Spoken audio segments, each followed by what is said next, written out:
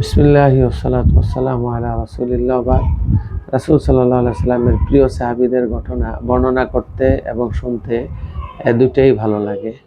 আজকে বর্ণনা করব রাসূল সাল্লাল্লাহু আলাইহি সাল্লামের প্রিয় সাহাবী যায়েদুল খাইল, যার নাম আল্লাহ রাসূল সাল্লাল্লাহু আলাইহি সাল্লাম ইসলাম গ্রহণের পরে দিয়েছেন যায়েদুল খাইর হিসাবে। আল্লাহ রাসূল সাল্লাল্লাহু আলাইহি সাল্লামের বিখ্যাত উক্তি, খিয়ারুকুম ফিল জাহিলিয়াতি খিয়ারুকুম ফিল ইসলাম।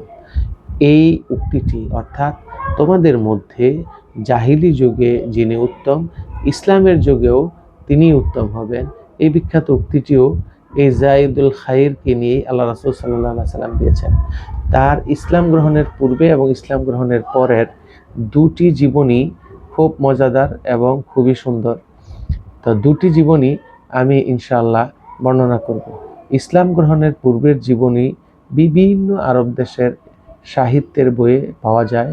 সেখান থেকে শাইবানি রহমতুল্লাহ আলাইহি বর্ণনা করেন যে তিনি ইসলাম গ্রহণের পূর্বেও আরবে খুব ফেমাস পরিচিত মানুষ ছিলেন।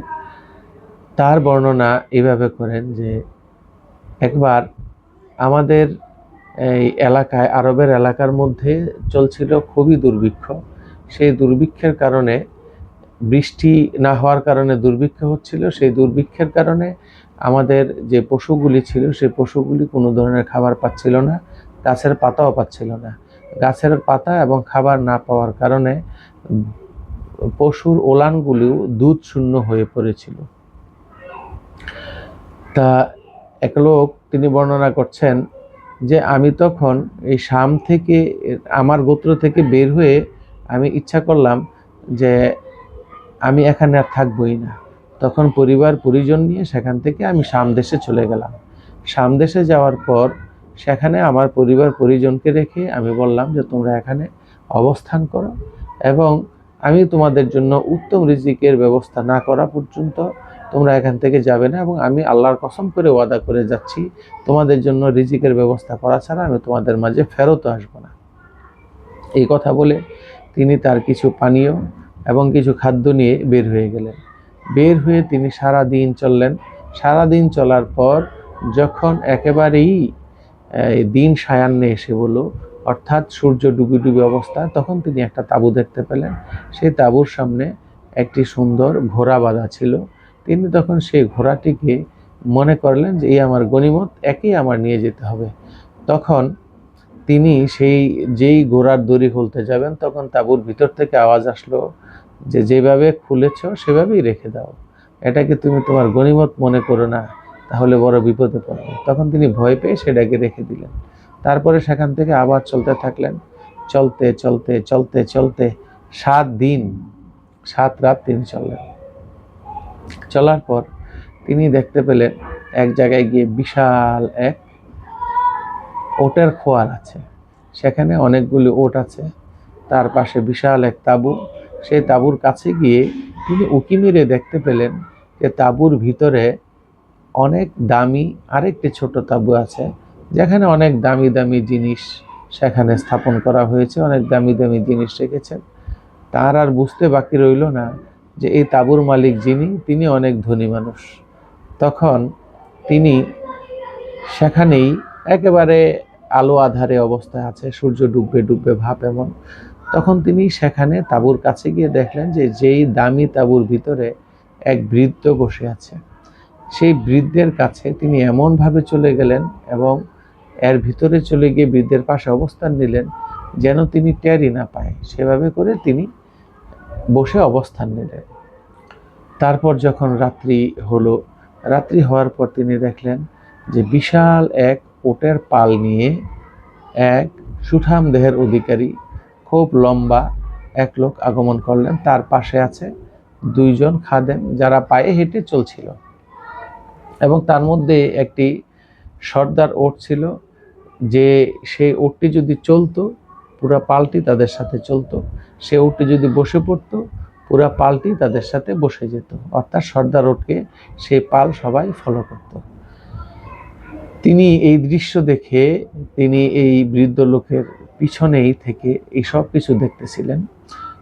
সেই সুঠাম দেহের অধিকারী তার এক খাদেমকে বললেন যে এই টোটাল উটের যে পালটা ছিল সেই পাল থেকে সবচেয়ে মোটা তাজা যে উটনিটা আছে সেখান থেকে দুধ দহন করো, দুধ দহন করে এই মুরব্বিকে দাও।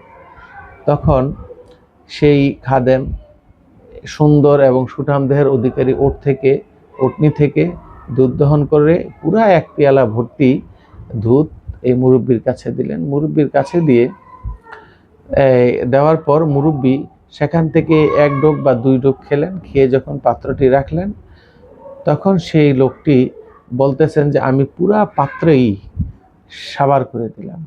কিছুক্ষণ পর খাদেম এসে যখন পাত্র খালি দেখলো, সে বলল যে পাত্র পুরা দুধটাই মুরব্বি খেয়ে ফেলেছে। তখন জায়েদুল খাইর তিনি তার এই সেবককে বললেন, খাদেমকে বললেন যে তুমি আরেকটি ভালো উটনি দেখে সেখান থেকে দুধ দহন করে দাও।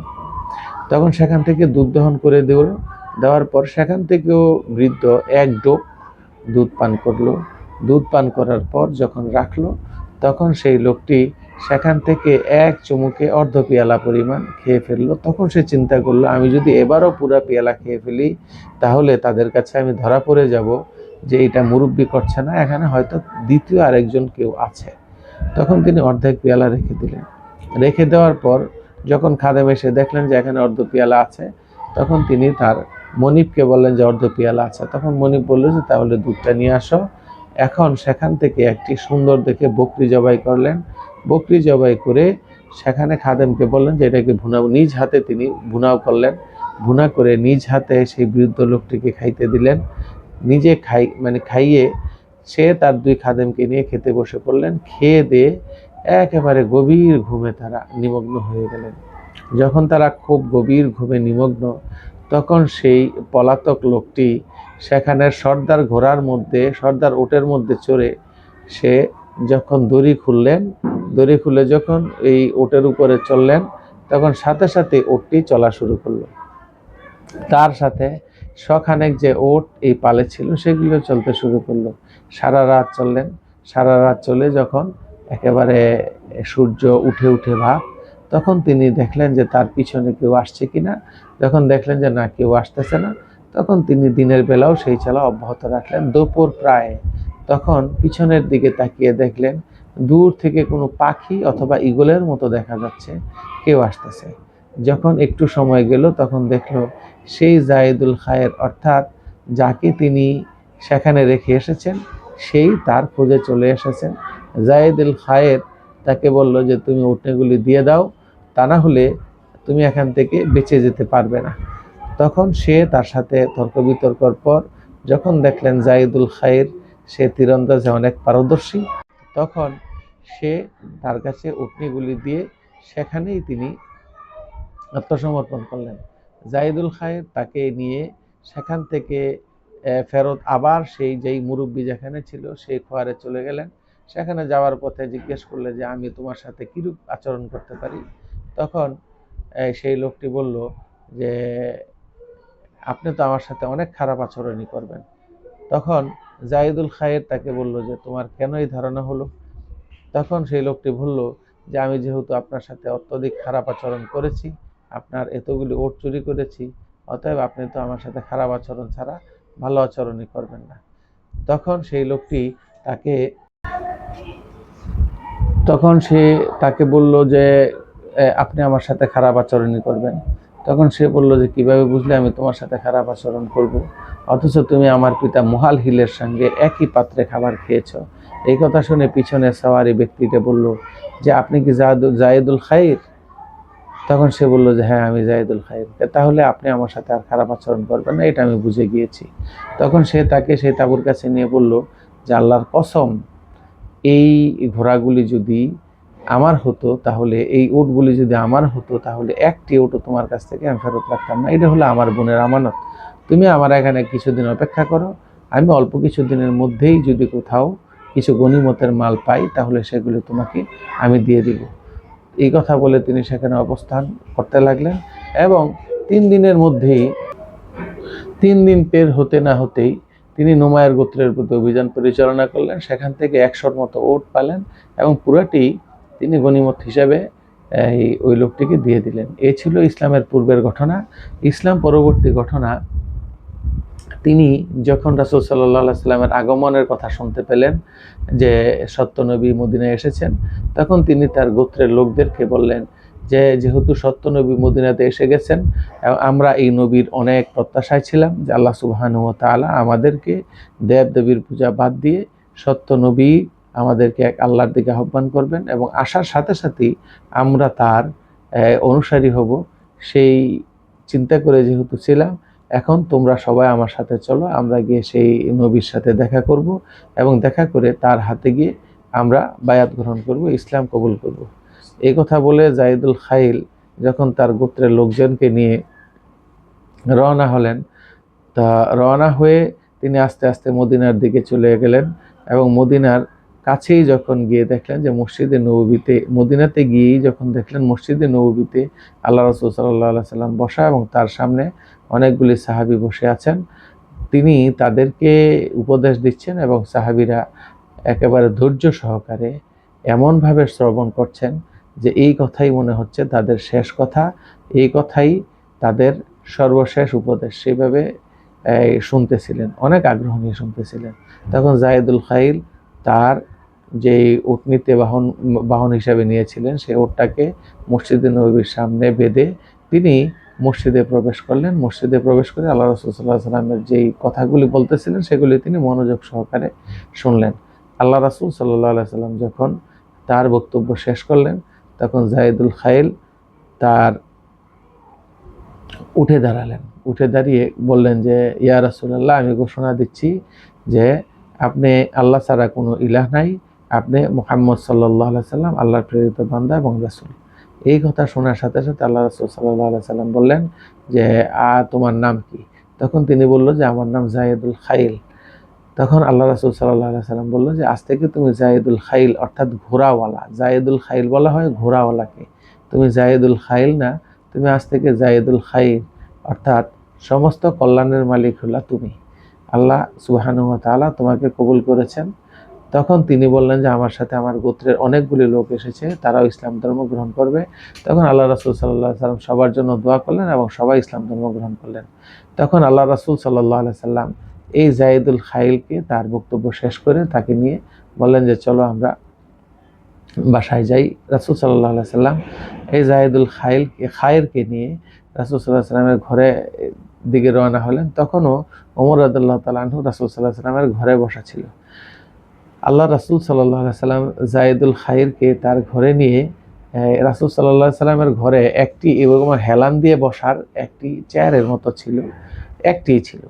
তখন আল্লাহ রাসূল সাল্লাল্লাহু আলাইহি সাল্লাম এই জায়েদুল খাইরকে সেই চেয়ারে বসার সেই হেলনার জিনিসটি দিয়ে তিনি বললেন যে আপনি এখানে বসেন। জায়েদুল খাইর অল্প সময়ে বুঝে গেলেন যে তিনি সত্য নবী এবং রাসূল সাল্লাল্লাহু আলাইহি সাল্লামের সামনে হেলান দিয়ে বসে থাকবো আর আল্লাহ রাসূল হেলান ছাড়া বসে থাকবে, সেটা তার কাছে সমীচীন মনে হয়নি। তখন তিনি সেটাকে রাসূল সাল্লাল্লাহু আলাইহি সাল্লামের দিকে দিয়ে বললেন যে ইয়া রাসূলুল্লাহ, আপনি এখানে বসেন। আল্লাহ রাসূল তিনবার তার দিকে দিয়েছেন, তিনবারই তিনি রাসূল সাল্লাল্লাহু আলাইহি সাল্লামের দিকে দিয়েছেন। তখন আল্লাহ রাসূল সাল্লাল্লাহু আলাইহি সাল্লাম তাকে উদ্দেশ্য করে বললেন, হে জায়েদুল খাইর, আল্লাহ তোমাকে কল্যাণের জন্য কবুল করেছেন এবং তুমি অনেক বীরত্ব এবং অনেক ভালো মনের মানুষ। তখন জায়েদুল খাইর রাসূল সাল্লাল্লাহু আলাইহি সাল্লামকে বললেন যে ইয়া রাসূলুল্লাহ, আপনি আমাকে অনুমতি দিন এবং ৩০০ সাহাবী দিন যাদেরকে নিয়ে আমি পারস্য জয় করতে পারবো। আল্লাহ রাসূল সাল্লাল্লাহু আলাইহি সাল্লাম বললেন, আল্লাহ রাব্বুল আলামিন তোমাকে দিয়ে উত্তম কাজ করান। তখন তিনি যখন বললেন যে ইয়া রাসূলুল্লাহ, আমি আমার গোত্রের লোকজনকে নিয়ে আমি আমার এই গোত্রে চলে যাব। তখন রাসূল সাল্লাল্লাহু আলাইহি সাল্লাম তাকে বিদায় দেওয়ার সময় বললেন যে যদি মদিনার যেই মহামারী জ্বরের আক্রান্ত শুরু হয়েছে, মহামারী জ্বর শুরু হয়েছে, এই মহামারী জ্বর যদি তাকে স্পর্শ করতে না পারে তাহলে সে অদূর ভবিষ্যতে অনেক অনেক কল্যাণ কাজ করবে। তখন জায়েদুল খাইর তার গোত্রের লোকজনকে নিয়ে মদিনা ত্যাগ করছিলেন। মদিনা ত্যাগ করার সময় মদিনা থেকে অদূরে যাওয়ার সাথে সাথেই তার জ্বর আসলো। সেই জ্বরটি ছিল সেই মহামারীর জ্বর। যখন তিনি দেখলেন যে তার জ্বর তীব্র থেকে তীব্র হচ্ছে, তখন তিনি তার সঙ্গী সাথীদেরকে বললেন যে তোমরা আমাকে দ্রুত এই এলাকা থেকে নিয়ে যাও, কারণ এখানে সামনে যে গোত্র আছে সেই সামনের গোত্রের লোকজনের সাথে আমার পূর্বের শত্রুতা আছে, তারা যদি আমাকে দেখে ফেলে তাহলে হয়তো তারা আমার সাথে আবার যুদ্ধ শুরু করতে চাবে। আর আমি চাই না যে আমি মৃত্যুর আগে আর কোনো মুসলমানের রক্ত আমার হাতে লাগুক। তখন জায়েদুল খায়েরকে নিয়ে তারা দ্রুত চলাফেরা শুরু করলেন, কিন্তু সে তার গোত্রে পৌঁছার আগেই মৃত্যু এসে তাকে পাকড়াও করলেন এবং তিনি আল্লাহর কাছে আল্লাহর সান্নিধ্যে চলে গেলেন। এবং অল্প সময়ের ব্যবধান যে জায়েদুল খায়ের যিনি আল্লাহ রাসূল সাল্লাল্লাহু আলাইহি সাল্লামের সান্নিধ্য পেয়েছেন, এবং এই অল্প সময়ের মধ্যে আল্লাহ সুবহানাহু ওয়া তাআলা অর্থাৎ ইসলাম গ্রহণ এবং তার মৃত্যু, এই সময়ের মধ্যে আল্লাহ সুবহানাহু ওয়া তাআলা তার দ্বারা কোনো গুনার কাজ প্রকাশিত করেননি। এবং এই সময়ের মধ্যেই রাসূল সাল্লাল্লাহু আলাইহি সাল্লামের সেই বিখ্যাত উক্তি, খিয়ারুকুম ফিল জাহিলিয়াতি খিয়ারুকুম ফিল ইসলাম, তোমাদের মধ্যে জাহিলি যুগে যারা উত্তম ইসলামের যুগেও তারা উত্তম, এরকম সুন্দর একটি উক্তি তিনি অর্জন করেছেন। আল্লাহ সুবহানাহু ওয়া তাআলা যাদেরকে ভালোবাসেন তারা অল্প সময়ের জন্যই আল্লাহ সুবহানাহু ওয়া তাআলা অল্প সময়ের মধ্যেই আল্লাহ সুবহানাহু ওয়া তাআলা তাদেরকে প্রিয় করে নেন। আল্লাহ রাব্বুল আলামিন আমাদেরকে সেই রকম মানুষদের অনুসারী হওয়ার তৌফিক দান করুন, আমিন। আসসালামু আলাইকুম ওয়া রাহমাতুল্লাহি ওয়া বারাকাতুহু।